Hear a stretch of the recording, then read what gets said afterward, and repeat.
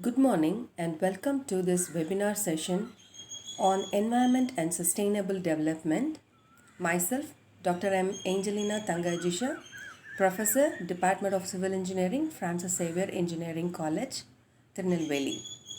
Our college is an autonomous institution and it has been accredited by NBA. It is an ISO 9001 2015 certified institution. It is supported by DST FIST. It is recognized under Section 2F and 12B of the UGC Act 1956. Our college is situated in the heart of Tirunelveli district. Why I choose this topic? Because God gave us a beautiful earth with good environment like clean air, fresh water, fertile land. But what is the situation now?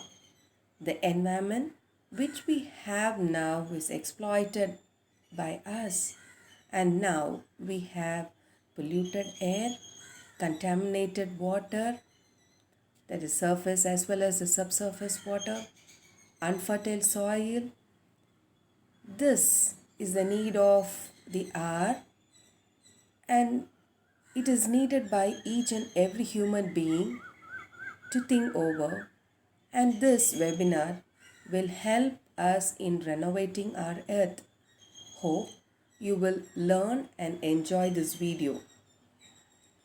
So in this webinar session, we are going to see about what is an environment, what is an ecosystem, what are the environment pollution, what is sustainable development, what do you mean by the sustainable construction, and Indian Green Building Council.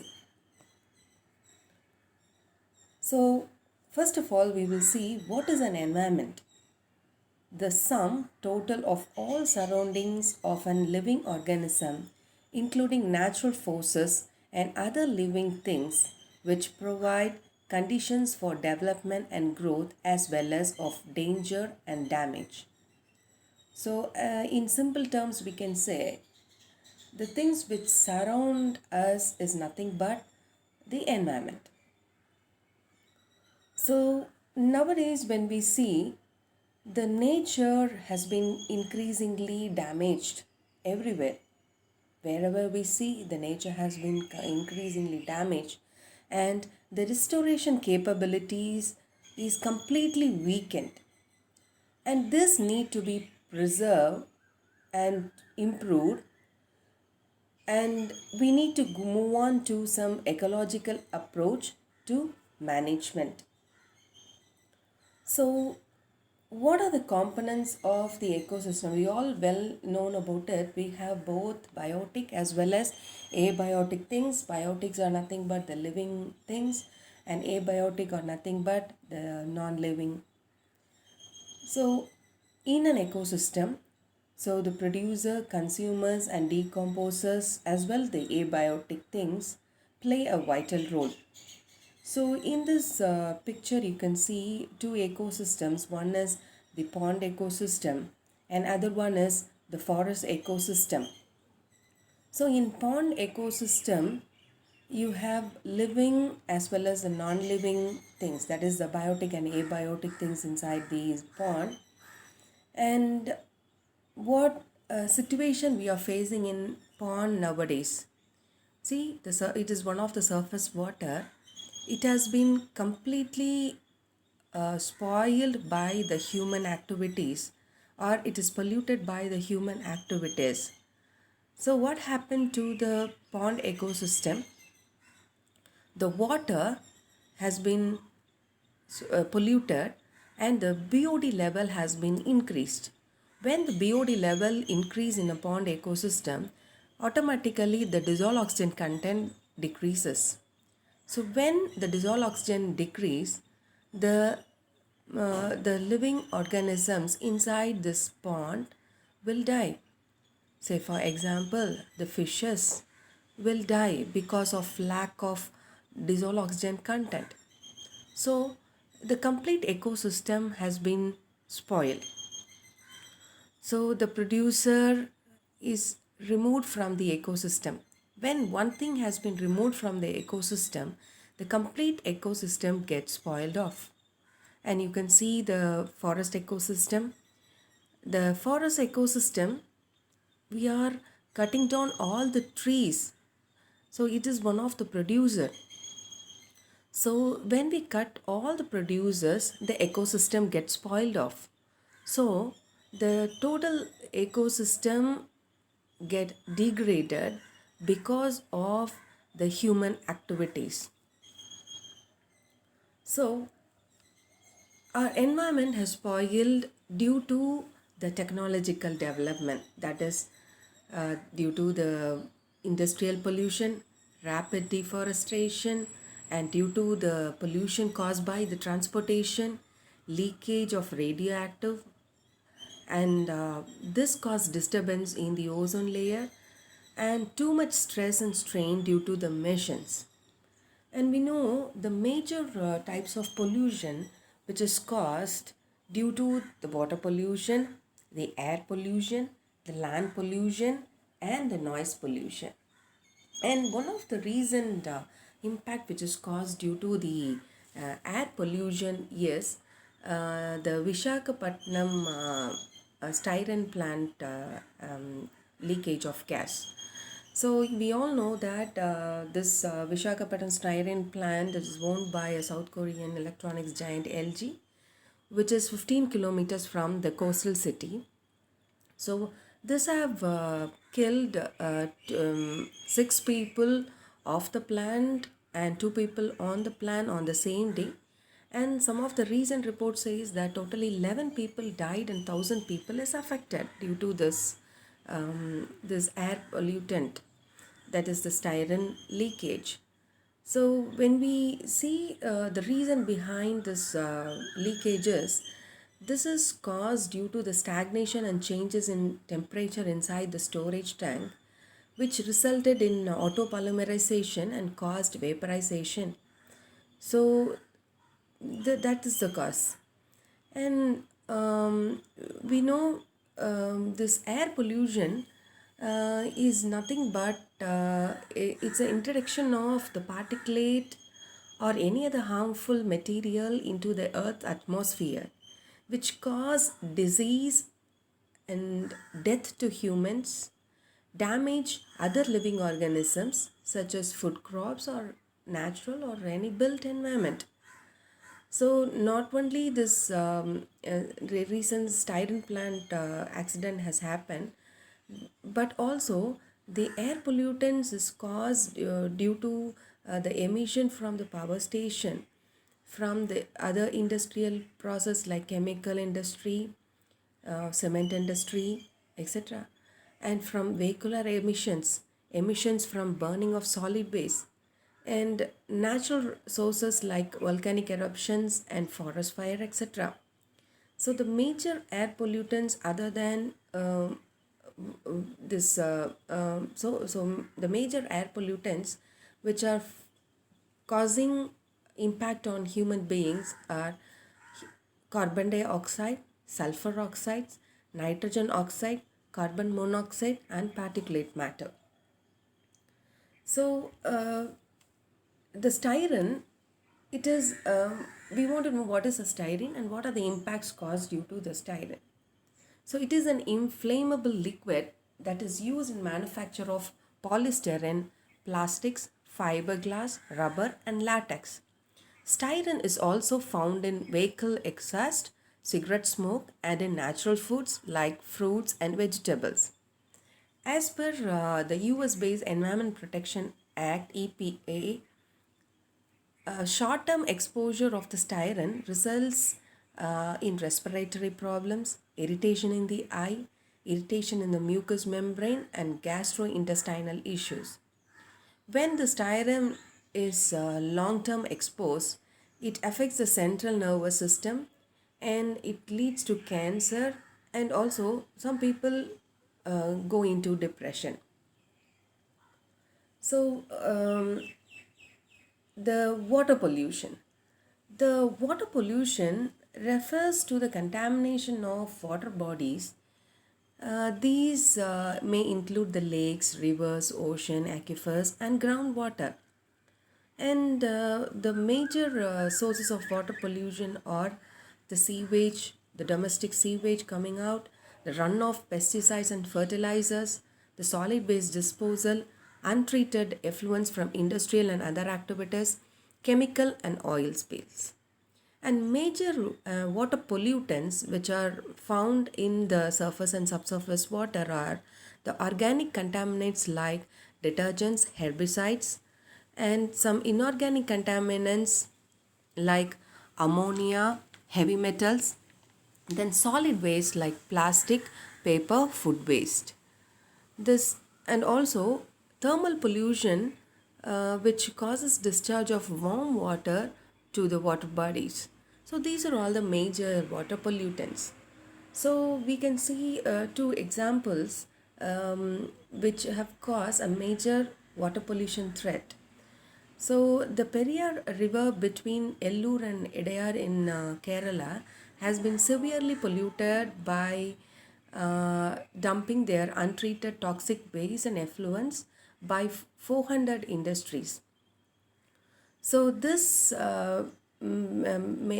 was a major problem in water pollution, and this was came into existence, and this case was filed, and the remediation was done by collecting nearly rupees 25.93 crores from the state government as well as the polluting industries to renovate the river.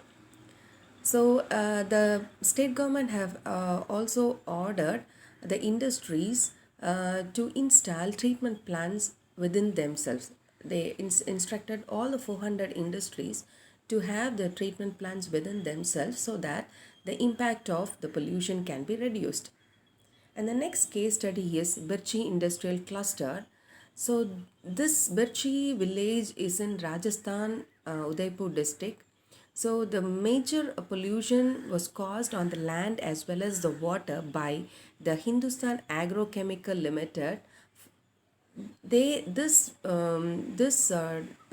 waste which is coming out from this chemical industry have percolated into the bowels of the earth as well, and the aquifers and the subterranean supply of water, and it made unfit for human consumption, and the soil was unsuitable for cultivation also.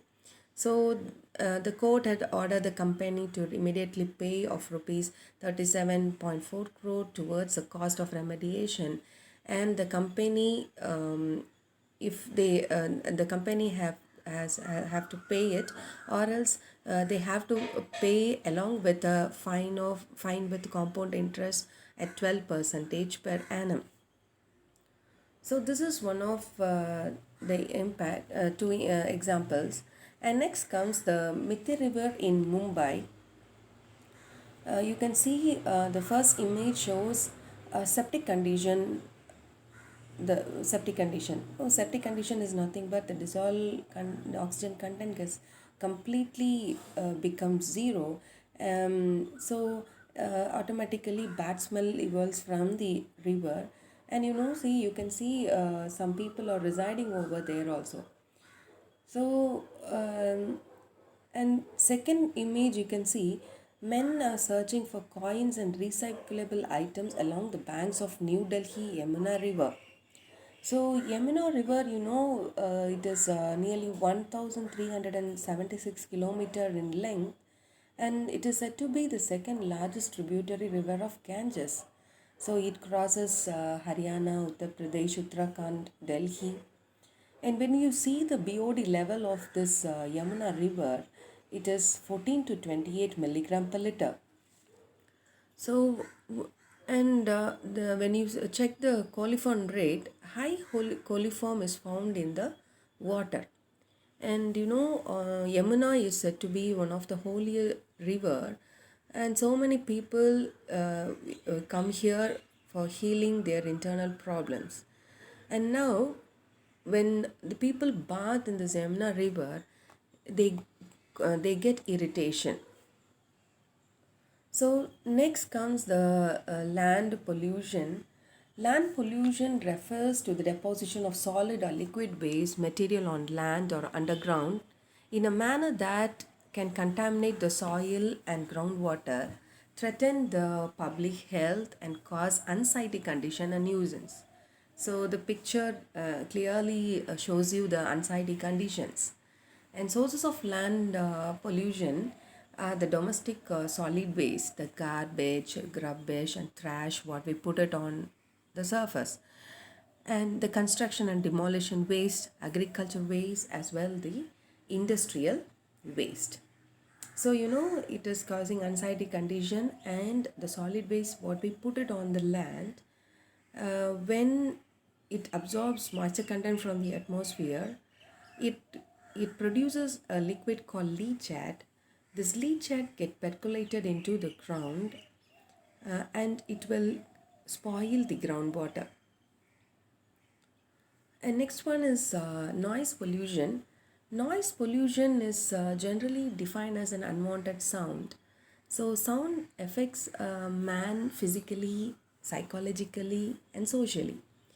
This noise is measured in decibels, and this noise may be continuous or intermittent, and may be of high frequency or of low frequency.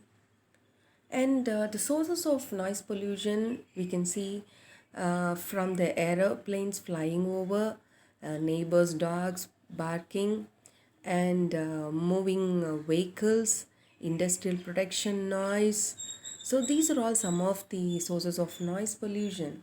And what are the impacts that is caused due to the noise pollution are it causes stress, it increases the blood pressure, sleep loss, distraction, irritability, headache, hearing loss, annoying and interfering with communication. So these are all the impacts. And what can be done uh, to avoid this noise pollution? You can install some barriers between the source as well as the receiver, and you can have good acoustic design for the building to reduce this noise pollution.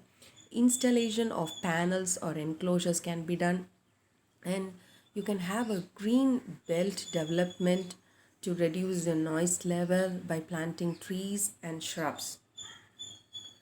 So we can see the carrying capacity has completely damaged or reduced. So in this concept from ecology and the environment issues, when we see the carrying capacity has completely reduced or damaged. So by the definition, the carrying capacity, the maximum number of organisms the ecosystem can support without damage to the ecosystem. And now, what is the current situation now? Everything has been damaged. Our ecosystem has been damaged. We have to reclaim. So, we, the citizens of India, and we individuals have the responsibility to safeguard our world. We need to regain our ecosystem. So, how can we do that? So we need to reduce the pollution rate and save the environment as well as our resources for our future. What helps us? So sustainable development is a concept that was developed in the year 1987 in United Nations General Assembly. A definition was given to the sustainable development, that is development that meets the need of the present without compromising the ability of future generation to meet their own needs. So in simple words we can see what are the things we enjoy now must be kept for our future generation. So in olden days, we enjoyed with so many surface water like ponds nearby our houses. So we do fishing over there. We used to take bath in the ponds, and we enjoyed a lot with the small ponds which are surrounded in our near to our houses. But now what is the situation? Now these ponds were become buildings now, and our children were unable to see such beautiful surface water called by the name the ponds. So this is a pathetic situation. So what we enjoyed was not enjoyed by our children. So this must be broken. This can be broken by a term called the sustainable development. So what are the resources what we enjoyed must be kept for our future generation also. So that's the thing. So the overall goal of sustainable development is the long-term stability of the economy as well as the environment. So we need not only the economy and the environment will be saved. The key principle of the sustainable development is the integration of the environment, social, economic concern into all aspects of decision making. So this is the key principle. And next, we'll see about the historical background of this sustainable development. So this sustainable development uh, raised by the industrial revolution because of the higher industrial activities and the economics have made the focus on to the sustainable development. So when this industrial activities has increased and the economical level also have increased, they impact the environment and the social balance. So, due to the rapid industrialization, some of the economic, social, and ecological crises have happened in the 20th century, like the American bank crisis in 1907, oil shock in 1973, and this Bhopal disaster in 1984, and Chernobyl nuclear disaster in 1986. And this problem have made the sustainable development came into existence. Initially in 1968, it was in the name of the tragedy of common and sustainable development. And in 1972, it was in the name of limits to grow and sustainable development. And this was discussed in the first UN conference on the environment and sustainable development, Stockholm. In this conference, major discussion was about the human impact on the environment and related economic development. In 1980, it was in the name of the Human Development Index and Sustainable Development. So, Human Development Index was calculated and remedies was made. 1987, it was in the name of the Brundtland Report and Sustainable Development, also known as Our Common Future. In 1987 only, the definition was framed. In 1988, so it was in the name of Climate Change and Sustainable Development. So here, major human activities on climate change was focused, and due to the human activities, carbon dioxide and methane gases get increased, and this eventually increased the planet temperature. So, in the period of 1988, climate change was given more important. In 1994, the triple bottom line and sustainable development came into existence. It not only took the profit and loss of the industry, but also the environment impact caused by the industry on the planet is also given focused. So in 2001, the Millennium Ecosystem Assessment and Sustainable Development came into existence. So this majorly focus on the ecosystem changes on human well-being. So, which changes in the ecosystem, which resulted in biodiversity loss, is focused more. And now it is in the name of sustainable development. So, next comes the pillars of sustainable development. There are three major pillars or the major circles of the sustainable development. One is the economic development. It focuses on the poverty eradication. And next, the social development, that is active participation of women, education, and good governance. And next one, the environment protection. So it focus on the prevention of environment degradation and patterns of unsustainable activities at local, national, regional, and global levels.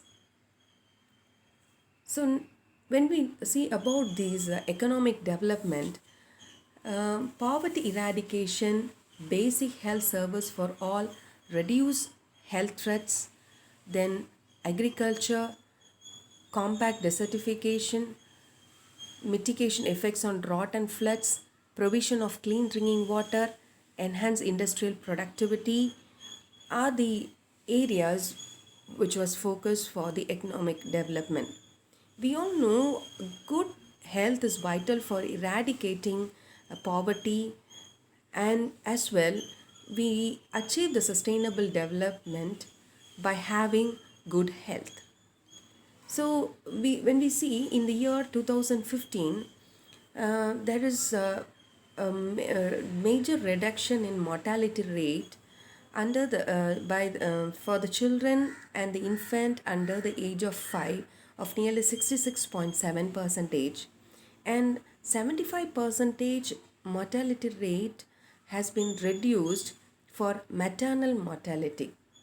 And there were a control and eradication of the communicable disease like HIV, tuberculosis, as well the malaria.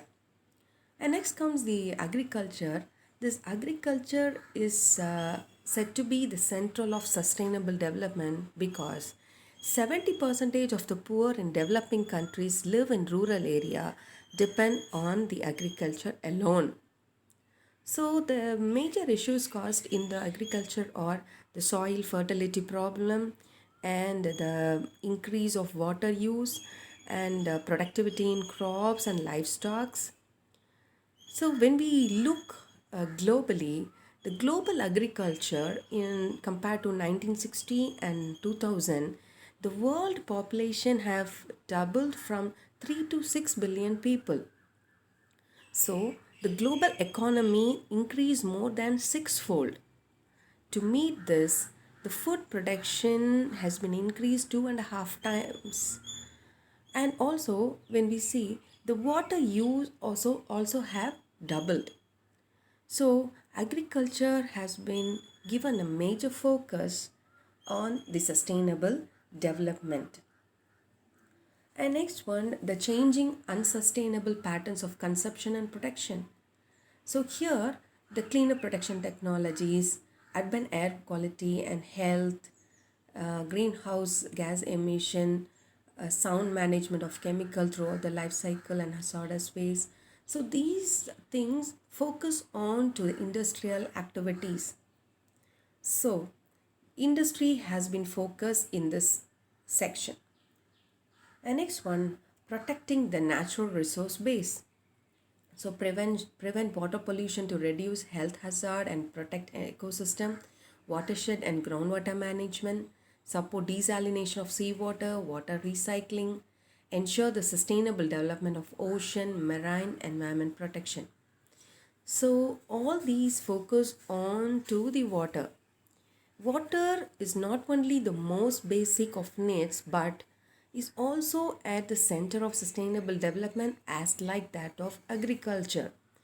Around 1.2 billion people still have no access to clean drinking water. Around 2.4 billion people do not have adequate sanitation. So this must be addressed of. And the fourth pillar of the sustainable development is the culture. which was discussed in UNESCO in 2001. So, Universal Declaration on Cultural Diversity. It is it is necessary for humankind, how human beings make sense of the world, like people how they think, learn and solve problems, what they value and respect, sense of what is appropriate, human relations, technology, art, politics, economics, all these things that human do. So, this is the fourth major pillar of the sustainable development, which is very much essential. So, what are the measures we can take for the sustainable development? So, the measures can be done by the technology and the 3R approach. The 3R approach is nothing but reduce, reuse, and recycle technologies, promoting environment education and awareness, resource utilization as per carrying capacity, improving quality of life, including social, cultural, and economic dimensions. So, education for the sustainable development. So, education for the sustainable development is done through the WWF. So, WWF is nothing but the Worldwide Fund for Nature. So it is an NGO which is working on nearly 100 countries. It is founded in the year 1968 and they are working for India for around 50 years. So WWF partnership with WWF Sweden, they are doing numerous work. They have created model schools in India. In Sundarbans, 4 model schools were developed in the year 2008, and in Madhya Pradesh, Chhattisgarh, 4 schools were formed in the year 2010, and in Assam, 4 model schools were created in the year 2013 to educate about the sustainable development. WWF India collaborated with the CBSE and NCERT, and they are educating in schools. Handbooks were published in English, Hindi, Assam, and Bengali. So, uh, these are all the way how this sustainable development is educated. Sustainable development have two major heads. One is improvement of lifestyle and well-being, and secondly the preserving the natural resources and the ecosystem. And the outcomes of the sustainable development are, when we properly do all the sustainable development process in a proper way, we can have clean water and air, fertile soil and good food, healthy economy, halting global warming, safety from poverty and disease, social contact and sense of community, work, rest and celebration, and opportunities to learn. And next comes the sustainable construction. So, when we see the sustainable construction, the need to own a place for living is also seen in animals and birds. In the beginning of human civilization, man used to live in caves and on trees. Then, constructed with clay, stone, and timber, now with the latest technology and materials like cement, other concrete, other construction materials. So, these construction materials brought rapid changes in the environment. It increased the CFC emission, increased waste material. It is estimated by the year of 2015, residential, commercial, institutional building consume about 38 to 40% of global energy and release 3,800 to 4,000 megatons of carbon into the atmosphere.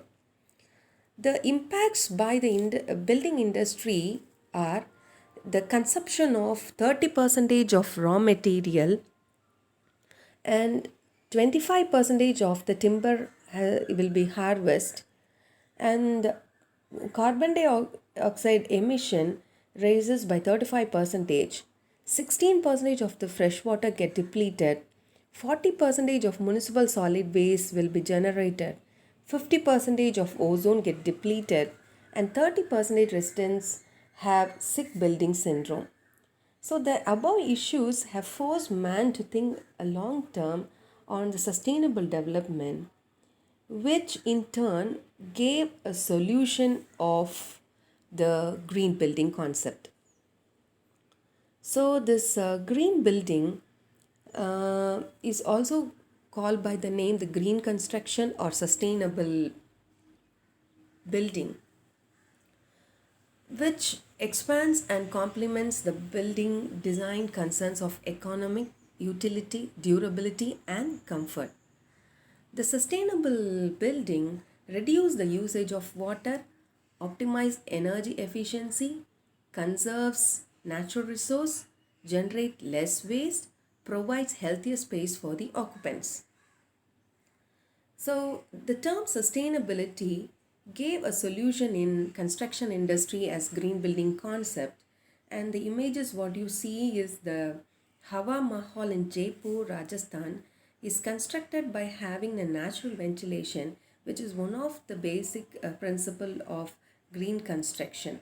So in olden days also they have followed the green building concept. Some of the basic principles followed in green building are structural design efficiency, energy efficiency, water efficiency, material efficiency, waste and toxin reduction. So when we plan and construct of a green building, all the four things have been given importance. One is the site efficiency, heat island effect, water efficiency, energy efficiency. In site efficiency, maximum sunlight direction is very much noticed, that is south or southeast side is given more importance. Growing trees with like maple, oak, neem and tamarind. Good drainage system must be provided. Permeable paving must be allowed. So if we have a permeable paving, we can allow all the rainwater to percolate into the soil. And site with which is near to all basic amenities like schools, hospitals, church, as well as grocery shop. So everything must be nearby, and the railways basic railway station, bus stand, everything should be nearby, and should have provision for parking and open space for growing plants also. So that comes under the site efficiency. And next one, heat island effect. So heat island effect is nothing but the thermal gradient difference formed between the heat developed and undeveloped areas to minimize the impact on microclimate. So precautions must be done to reduce the heat island effect. So what can we do is you can use high reflective property materials like China mosaic, white cement tiles and paints to reduce the heat island effect. And next comes the water efficiency. In order to have a good water efficiency in the green building, you have to design for dual plumbing that recycles water in toilet flushing. And next you can have water conserving fixtures, and then you have the bridges and water treatment plant inside our house itself. And next you can have a groundwater for growing plants, and next you can have the rainwater harvesting system also. This grey water is nothing but the wastewater which is coming out from the kitchen, bathroom and the wash basins. So this can be recycled and given for flushing. So next comes the rainwater harvesting system. Runoff water can be harvested from roof, and via downpipes they are connected to the water reservoirs and underground tanks. The factors which are mainly considered in the rainwater harvesting is the rainfall data, size of the tank which refers to the average availability as well as the consumption. Material for construction is given an importance because water resistant construction must be done for harvesting the water, and suitable location where it should be located for collecting the rainwater. Next one, the energy efficiency.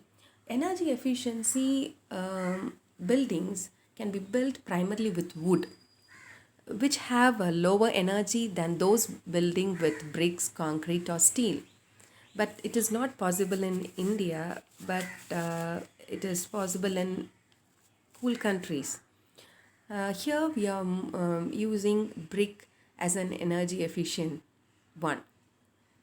Usage of high efficiency windows and insulation in walls, ceilings, and floors increase the efficiency of the energy envelope. Then you can have passive solar building design, can also be used in low energy homes. This passive cooling process can be done by the construction methodology like a rat trap system. You can have the passive cooling. Designers orient windows and walls and provide proper metering also saves the energy. So when we fix a meter onto any device, we'll minimize the usage of energy. Solar water heating also reduces the energy cost. So when we fix solar energy, we get free solar energy from the beautiful sun which our God has given to us, and we can use for our house usage.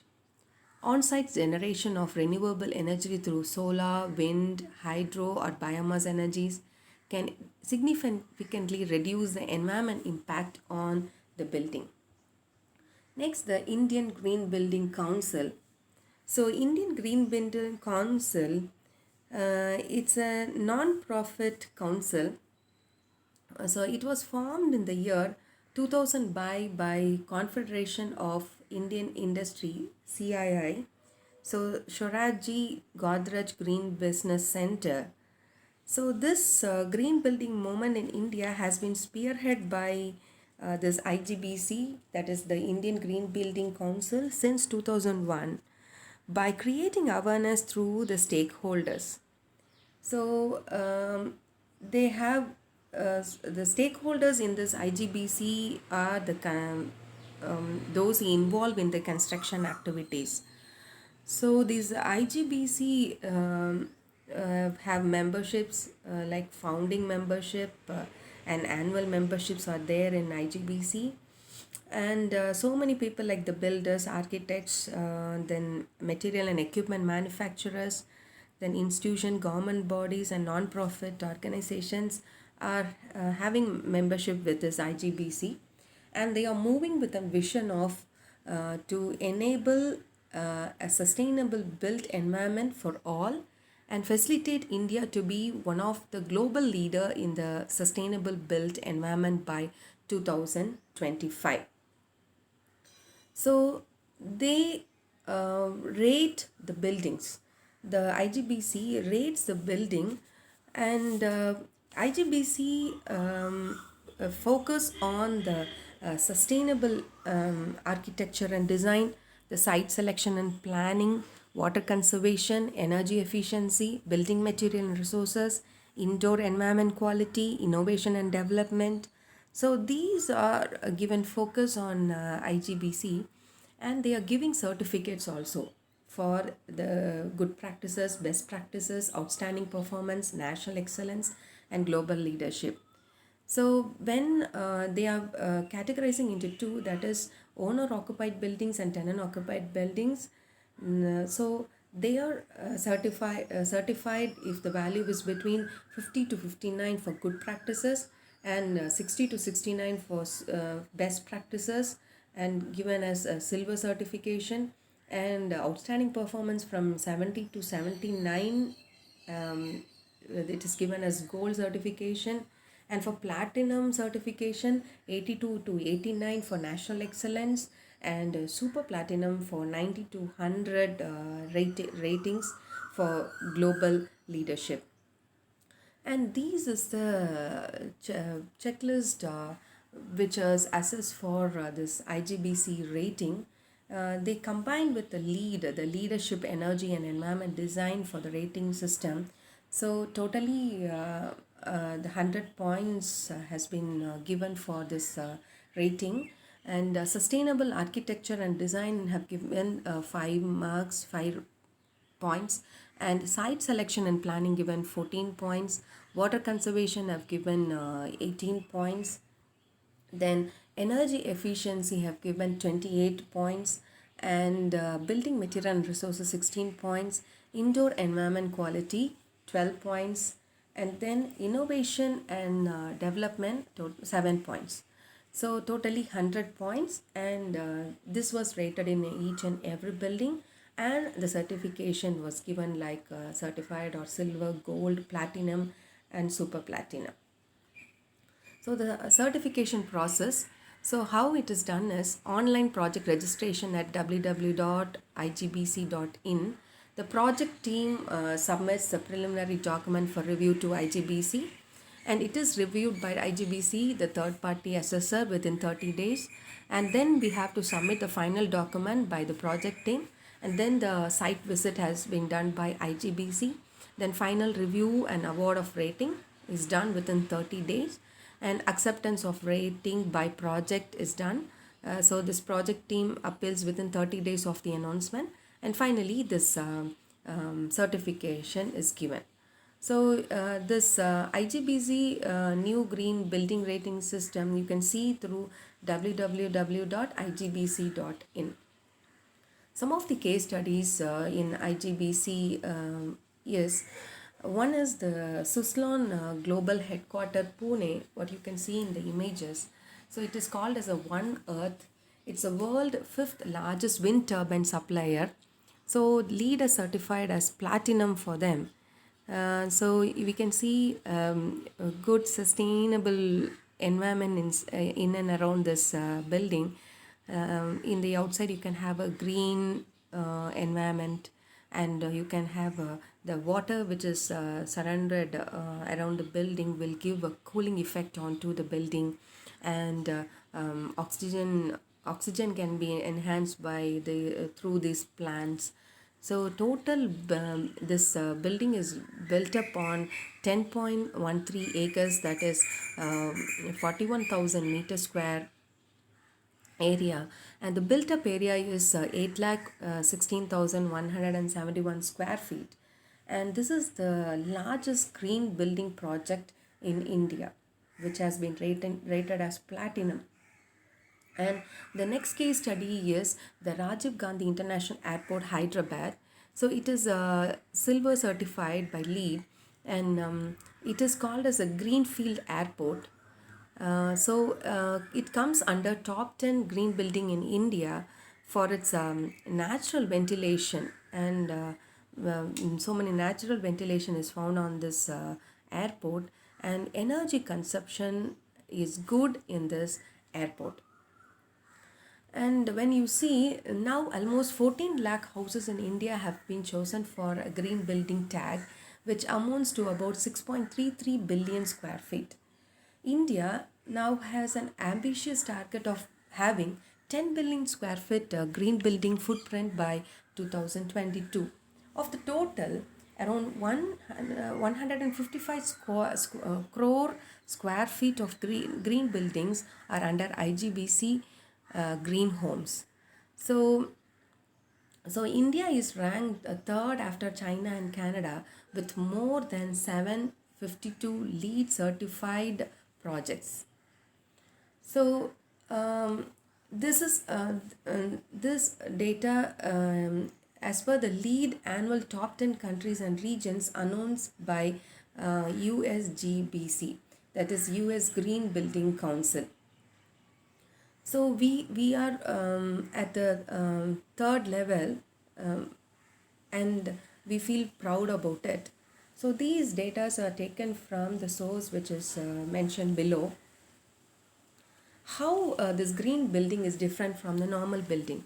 Green building design, construction have good effect on environment and natural resources, and green building uses minimum amount of non-renewable energy and minimal pollution, and it gives good comfort and increase the health and safety, and it minimizes the waste in the construction by the 3R technique. Benefits of green building. So it has large effect on environment, human health and economy, and it improves the economy. So Environment benefits what we can see in sustain this green building are it will protect the biodiversity and ecosystem, improve air and water quality, reduce wastewater, conserve natural resources. And when we see the economic benefits, it create expand market for green products, reduce operation costs and increase the productivity. And when we see the social benefit, it increase the aesthetic, enhance the occupant comfort and health, minimize the strain, improve overall quality of life. Some of the materials which is used in green building are the bricks, sustainable concrete, solar tile, bamboo, terracotta tile, ceramic tile as reflectors, lime plastering, mud pots, broken glasswares. So our college has also constructed and constructing green concept buildings, and this is one of the model of our green building which is constructed in Sharma Devi campus. So this building was constructed um, with all green building concepts. So we have used filler slabs, we have used mud pots. The total concreting has been very much reduced in this building, and we have adopted rat trap construction technique for the construction of walls in the house, and we have used brick. So this rat trap construction technique have given a passive cooling onto the building, and proper rainwater harvesting is done. You can see the tank on the image. So all rainwater has been collected in the rainwater harvesting system, and it has been the water has been reused for the use in the house. And terracotta tile is used for the filler slabs, and we have used Athukudi tile for flooring. Natural ventilation is given a greater importance for getting the natural sunlight all the day to the house and reduce the usage of energy. And we have separate biogas plant also. The waste which is generated on the house is decomposed, and the gas is used for for uh, for for uh, for the kitchen, for as a fuel.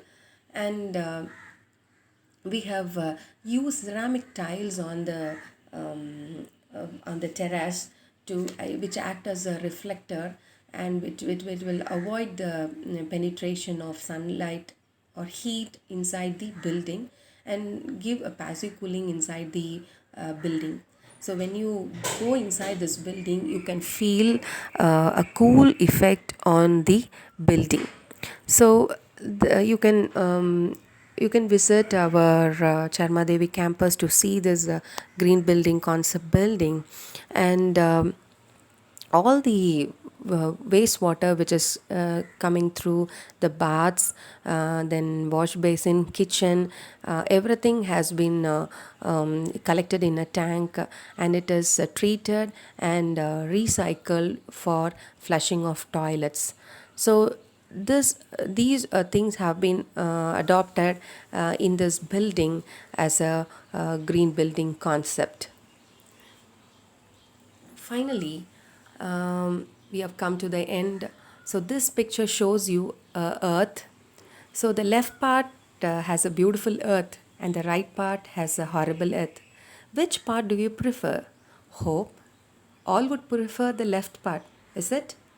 So if we need so for us and also for our future generation, we must have our environment by reducing the pollution rate through a concept called the sustainable development, as well the green building concept. So let us all join together and save our earth. Thank you. Thank you very much for your listening. And you can give your queries in the text box, and you please give the feedback of this webinar session, which is in the subscription box. So when you give your feedback, you can receive your certificates. Thank you. God bless you.